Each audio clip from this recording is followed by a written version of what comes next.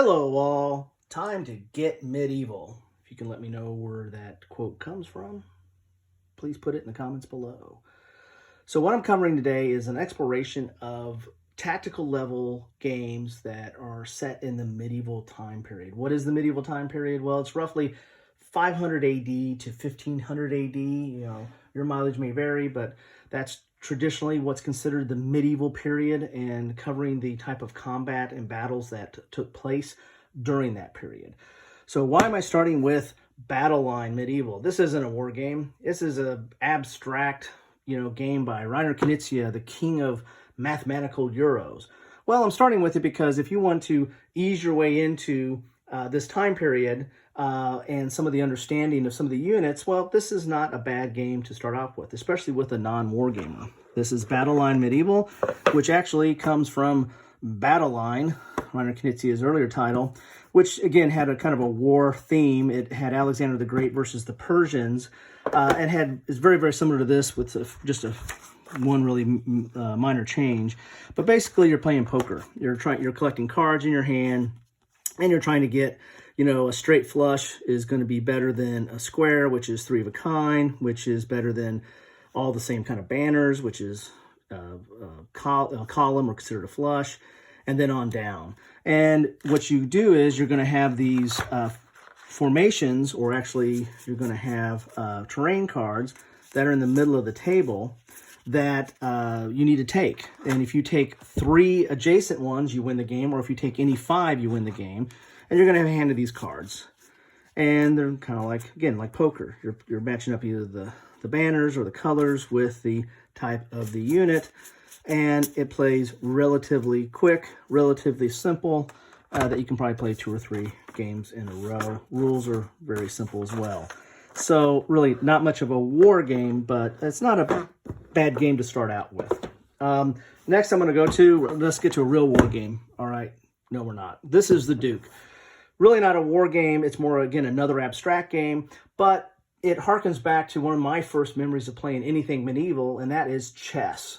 Chess has knights and kings and queens and rooks that can castle. And so that was my first kind of medieval theme type game. Chess really not a war game. It's an abstract game. Some people might think it's kind of a war game. But Duke is somewhat similar to that in that it plays on a grid like this. So kind of chess-like, where you're going to be moving your units on the board. And your objective is to capture the Duke. Wow, how novel, right? That's so much different than chess. So what we got here is every turn you're going to start with some units on the board, like a Duke and a couple of pikemen, and you're going to draw out of the bag. You can move a unit on the board, or you can draw a new unit out of the bag and put it on the board, and it has to come in next to its Duke. And when you do this, it's going to come in on this side, which is kind of clear on there. The other side is after you use this, whenever you use it or move it, you flip this over, and now you have you're limited to these moves.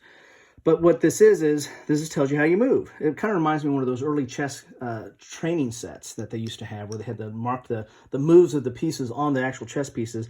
Well, they're on hardwood tiled shits here, and this tells you where you can move. You can move any of those spaces, and if there's anything in there, you take it over. You can knock it out of the board, and if someone's Duke's there, guess what? You win the game.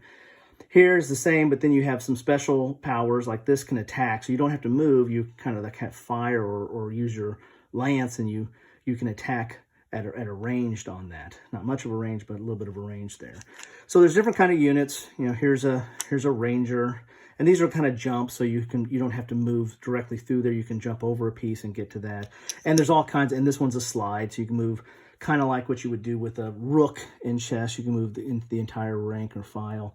Or in this case, you're just moving up or down in that. Some of them you move left or right. But anyway, there's all kinds of different maneuvers that you do.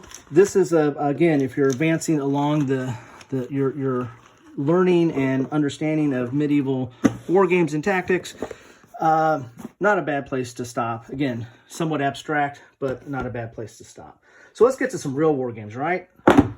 Well, geez. Is that a real war game? Well, it's from GMT. It's got to be a war game. Plus, it says war on it. The War of the Roses, 1453 to 1485. Yeah, this is a card game. But it does have a lot of war elements to it. You're basically going to be putting your cards on a battle board, or arranging them kind of in a fashion to where it looks like this battle board here, where you're going to have middle ground. This is what you're fighting over. Then you're going to have your left, center, and right, and then your flanks. And each side will have that. This is where you place your cards, and you're going to do combat over this middle ground to try to take it. And there's going to be orders. So your leaders have certain value for orders. You're going to be able to issue these orders, maneuver into battle, and then roll dice with the dice modifier to resolve your battle. It's got some counters to it, but it really doesn't have a board. You're doing everything with the cards. So your cards are going to be, I bag everything, of course. Your cards are going to have your units. Like here's a typical unit. Shows what its cohesion is. So after it takes so many hits, it's going to go away. And then you have your leaders and their ability and leadership and their orders. And this is how you play the game. So it's basically, it's a very tactical game. You got leaders and historical units. So it definitely is a step up from medieval and Duke, and you're actually getting into some actual war situations, and there's scenarios in here. I believe Bosworth's in here. Bosworth is typically considered the last battle of the medieval period, and that was in 1485. So you're getting closer to some medieval type action, but this is done in a card game. You know, there are some counters, but they're really markers in this. So let's get to some real war games, right? It's got to have a hex and counter, right? Well, there you go. Men of Iron. This is hex and counter war game, tactical, medieval or Middle Ages warfare. And this is interesting to talk about this because there's a tri-pack that just came out from GMT. You know, I went out and I collected, Men of Iron, Infidel, Blood and Roses, and Arquebus. Those are all part of the Men in Iron series. And Arquebus, actually, if you look at this, it's 1495 to 1544. Hey, that's after Bosworth. So can it be medieval? It's still part of the series. It's part of the Men of Iron series. This is really your transition from medieval warfare, which is predominantly armored and swords and pike, to musket and pike. So you're using some elements of the medieval time period, but you're getting into gunpowder weapons. And so that's where this comes in. Again, part of the Men of Iron series. These other three come together now. You buy the tri-pack, you're going to get all three of these, okay? Blood and Roses is like the end of, is 1455 to 1487. So, hey, play Son of York, then play Blood and Roses. So this is really just dealing with the War of the Roses in Great Britain, and it has deals with these battles. So this is kind of late medieval time period. Then you have Infidel, which is dealing with the 11th to 12th century. So this is really focusing on the Crusades and battles during the Crusades in the Middle East. So this is going to be cavalry heavy and those kind of situations. And then you get Men of Iron, which is warfare in the Middle Ages, the battles of Falkirk, Contrai, Bannockburn, Cressy, Poitiers, and Nagere. These last ones are during the 100 Years. So you're getting to, the meat of the Middle Ages as far as battles are concerned. And Men of Iron draws a lot. It's a Richard Berg design, and it draws a lot from one of his earlier designs, which is the Great Battles of History, in that, it's a hex and counter game. It's leaders, it's units, but it's not necessarily this, elaborate combat results table. You're putting, when units attack, they're basically causing a condition to that unit where it's going to retreat, or it's going to eventually, lose enough cohesion. I don't know if cohesion is a Men of Iron. I got to check on that. But where it's going to disband, okay? Or it's not going to be effective anymore. And so it draws a lot of it has a lot of influence from Great Battles of History. It's not as complex. If you look at the rules here, we're only talking 12 pages. That's all the rules. This is black and white. I imagine the tri-pack comes out now from GMT is probably full color. I've got the original version, so I didn't go get the tri-pack, but you don't have to do this. You can go and get the tri-pack and get all three of these games. And it will have everything that's in those three games, I think, plus a little bit more. But you can see here, it's your typical hex encounter type game. Facing is important, so front and flank and rear. Those are going to give modifiers if you're attacking from the flank or the rear. There's zones of control. It's just really your forward zones. And there's really only 3 types of combat in here. There's missile fire, which is going to be your longbow, crossbowmen, and the like. When you get into arquebus, it's going to be, of course, your gunpowder type units. There's shock, which is the primary attack. That's when the 2 lines are crashing against each other and doing combat. And then you have charging, which is basically going to be, kind of cavalry. That's moving into combat. So again, and here's your scenario book. That's got all your different scenarios in there. Again, black and white. I imagine the newer version is in color. So you're going to have maps for each one of these, and then you have counters that go along with it. This is, again, it's not that complex. Pretty good investment. I think it does a good job of giving you the feel of medieval warfare, and it's what I use as my best example to kind of get into this feel. Speaking of great battles of history, Cataphract.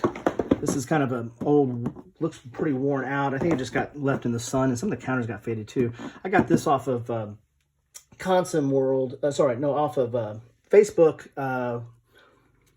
The Consum World Market and Facebook, which is I got a video where I talk about where I get my war games and good places to get war games. Check that video out. This was one that not bad. And there's a reprint of this as well. This one just came out earlier this year, I believe, if not late last year. So you can get a brand new, fresh version of this. But this is the Great Battles of History that's covering the medieval period. This is covering the early 500s. This is the Byzantine Empire trying to reconquer or reclaim Rome.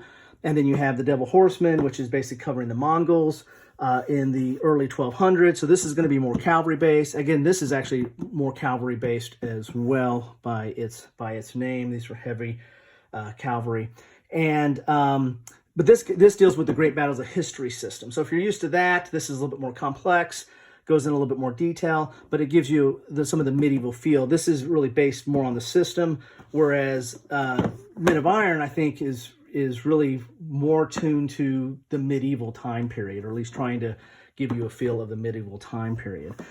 And if that's not enough for you, if you still need more medieval, again, I'm just really focusing on games that I have and I own that are tactical. You have Ancient Battles Deluxe. Ancient Battles? We're talking about medieval. Hey, this is from Guts to Gunpowder. So this has scenarios that go well into the medieval time period, into 500 to 1500 AD. In fact, a large portion of the scenarios in here are medieval type scenarios. And as you can see here, it's a relatively basic game as far as it's not all the glitz. You don't have the nice counters that you're going to get in Men of Iron or in the Great Battles of History. As far as having the unit colors, they're pretty generic units. You can tell what's a cavalry, what's an infantry, maybe what's a heavy infantry. You're going to have like these command centers or your headquarters, which are kind of represent leaders. But this is a system that goes way back to, I think, Ancients was the first title of this, and there were several iterations of that. And then Victory Point Games came out with this deluxe version, and there's several expansions that I keep in this box. This box doesn't come with it. I got this box from Victory so I can keep all this stuff together. But this is a good system. Again, it covers Ancients all the way up to Gunpowder. So if you like the system, then this has a lot of variety that you can apply to it. I mean, there's not a lot of counters to it. Again, some of these are expansions, but you can just keep cranking through the different scenarios. Let me get some of the scenarios. So again, the maps are not glorious maps like you get like with GMT. They're relatively simple. And then you got all these scenario cards. This comes in the deluxe version, but you get your different scenarios. Like this is Indus 1221 AD, which again is covered in Devil's Horseman here. So you can cover in a very detailed fashion with Devil's Horseman, or you can get a little bit more simple fashion here with Ancient Battles Deluxe.